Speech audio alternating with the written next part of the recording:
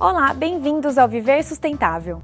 A única forma de enfrentarmos as consequências deletérias ligadas ao aquecimento global, escassez de água e mudanças climáticas é mudando nosso hábito de produção e de consumo.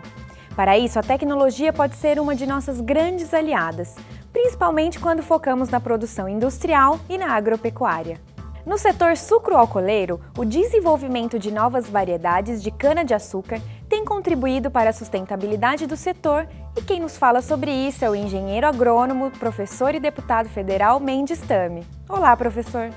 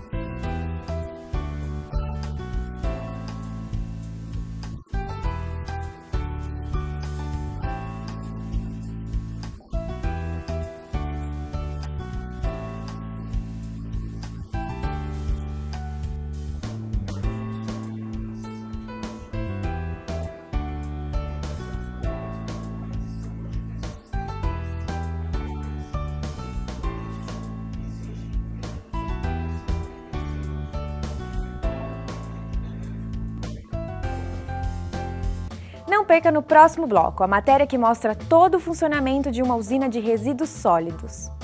Olho vivo, consumidor! Para produzir 1 tonelada de papel são necessários 100 mil litros de água e 5 mil quilowatts de energia.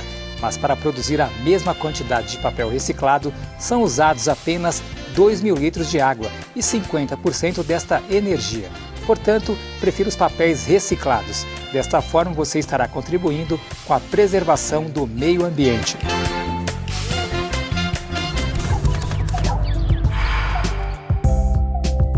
O Viver Sustentável acompanhou a visita que o secretário de Energia do Estado de São Paulo, Dr. João Carlos de Souza Meireles, fez a uma usina de tratamento de resíduos urbanos, na cidade de Piracicaba, interior de São Paulo. E analisamos esse modelo de gestão de resíduos sólidos. Quem nos fala sobre esse tema é o engenheiro agrônomo e deputado federal Mendes Tami, que também já foi prefeito de Piracicaba e secretário estadual de Recursos Hídricos e Saneamento.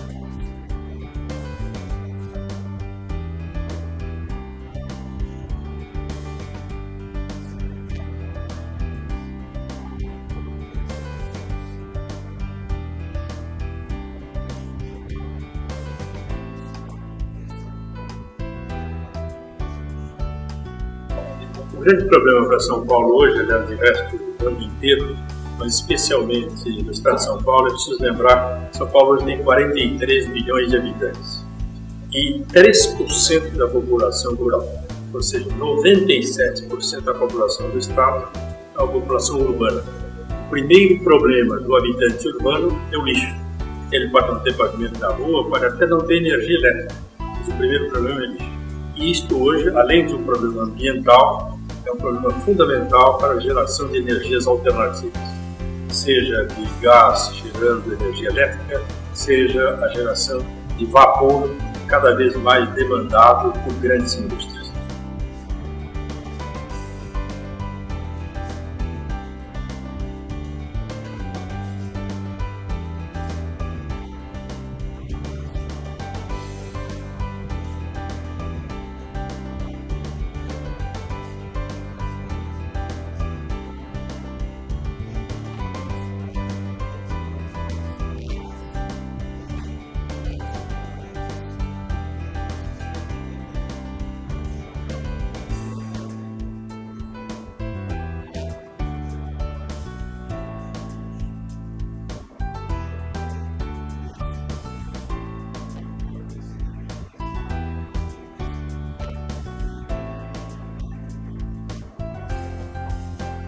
Bom, em primeiro lugar, a energia é uma coisa nacional. Nós não temos só a energia de São Paulo. São Paulo já foi produtor e exportador de energia. Hoje, São Paulo, como o restante do Brasil, depende de energia de grandes centrais hidrelétricas pelo país afora. Portanto, isso aumenta o risco de abastecimento em função de megalinhas de transmissão, trazendo energia, por exemplo, lá do Rio Madeira, do Rio Xingu, agora com Belo Monte, ou seja, um risco muito grande. Então, é imprescindível aumentar a segurança energética no estado. E isto tem que ser feito a longo prazo com energias alternativas, sobretudo renováveis, eólica, solar, biomassa ampliada, mas no curtíssimo prazo com gás. Nós estamos com um grande programa de geração de energia elétrica a gás em usinas termoelétricas de ciclo combinado, para que elas produzam o máximo possível, e este é o programa. Portanto, esta crise hídrica que se abateu não só sobre o estado de São Paulo, Mato Grosso do Sul, Mato Grosso, Minas e principalmente o leste e o nordeste brasileiro, demonstram que temos um risco sim. E só não estamos com risco de apagão por uma razão bastante simples, é que reduziu o desenvolvimento econômico do país, e nós estamos este ano com uma redução da ordem de 4% do consumo de energia elétrica.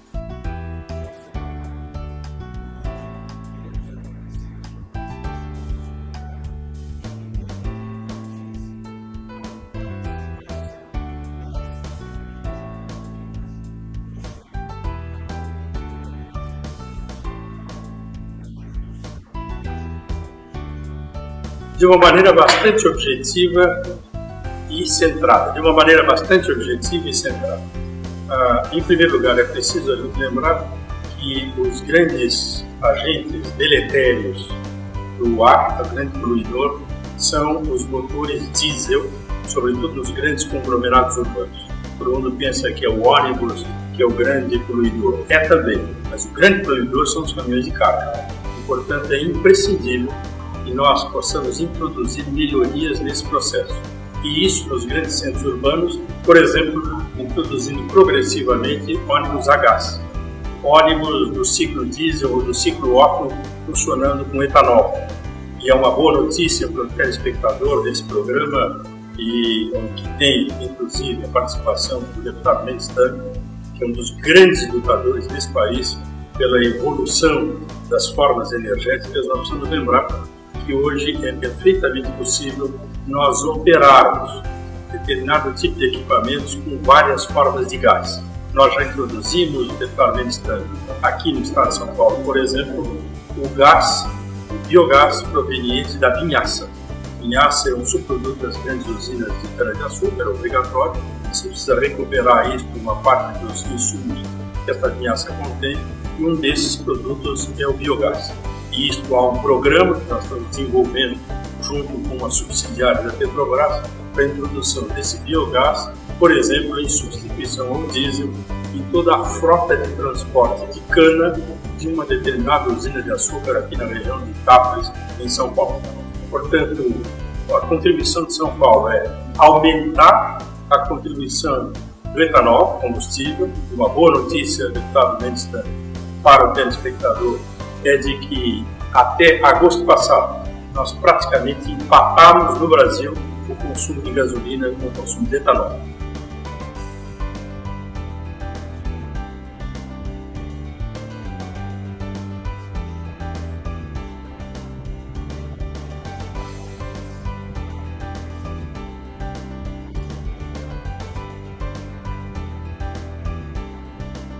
Não perca no próximo bloco a entrevista com o professor Sabetay Calderoni, autor do livro Os Bilhões Jogados no Lixo.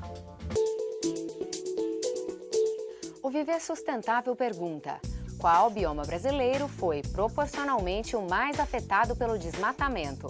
Letra A, Mata Atlântica. B, Cerrado. C, Amazônia. Ou letra D, Pampas? A resposta você confere no próximo bloco.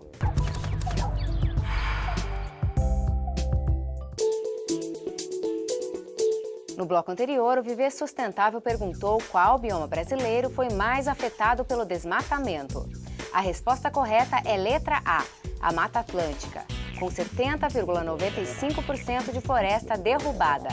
Assista agora a entrevista com o professor Sabetay Calderoni, autor do livro Os Bilhões Jogados no Lixo. Qual é o estágio do aproveitamento do lixo no Brasil? A nossa situação no Brasil hoje em relação aos resíduos sólidos é ainda bastante precária, bastante embrionária. Temos muito a evoluir. Infelizmente, ainda prevalece a lógica do aterro. Muitas vezes apenas o lixão, aquele vazador a céu aberto, muito pior. Nós podemos perfeitamente aproveitar aquilo que, equivocadamente, por um erro do nosso olhar, chamamos de lixo, de materiais descartáveis, nós podemos aproveitar como matérias-primas preciosas para o processo de industrialização daquilo que chamamos de resíduos, mas que são essas matérias-primas que podem nos trazer grandes benefícios econômicos, energia elétrica, fertilizantes, tijolos. Podemos resolver muitos problemas da sociedade, gerar muitos empregos, impostos, desenvolver uma grande atividade econômica com o conjunto da produção. E nós estamos simplesmente gastando muito dinheiro todos os dias para enterrar essa imensa riqueza. 60% do lixo domiciliar é orgânico, 40% equivale à parte sólida. Onde é que está o maior lucro no aproveitamento? Na parte orgânica ou na parte do lixo sólido? Ou nos dois? Na verdade, nos dois. Nós temos diferentes tecnologias à nossa disposição que fazem com que o lucro oscile um pouquinho para cá ou para lá. Mas a grande conclusão é que é grande em ambos os lados. No caso do aproveitamento